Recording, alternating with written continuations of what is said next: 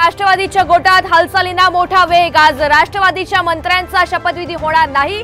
प्रफुल्ल पटेल यांना अद्यापही शपथविधीसाठी फोन नाही। पुण्याचे खासदार मुरलीधर मोहोळ यांना मंत्रिपदासाठी फोन। पहिल्याच टर्ममध्ये मोहोळ यांना थेट मंत्रिपदाची लॉटरी।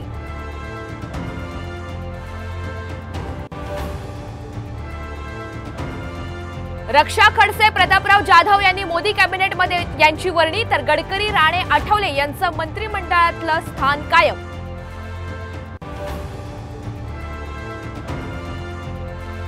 शिवराज सिंह चौहान, चिराग पासवान, एचडी कुमारस्वामी यांचीही मंत्रिपदी वर्णी।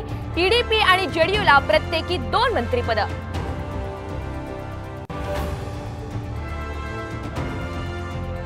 मनोज जरांगे पाटील यांच्या उपोषणाचा आजचा दुसरा दिवस। राज्य सरकारकडून कुणाशीही संपर्क नाही। जरांगे मात्र उपोषणावर ठाम।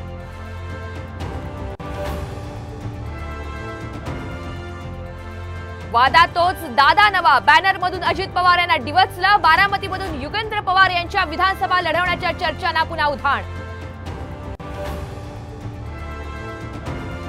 आणि आगमन होताच राज्यात पावसाचा धुमाकूळ। मुंबई आणि परिसरात अतिवृष्टीचा इशारा, तर सोलापुरात रस्त्याला नदी स्वरूप।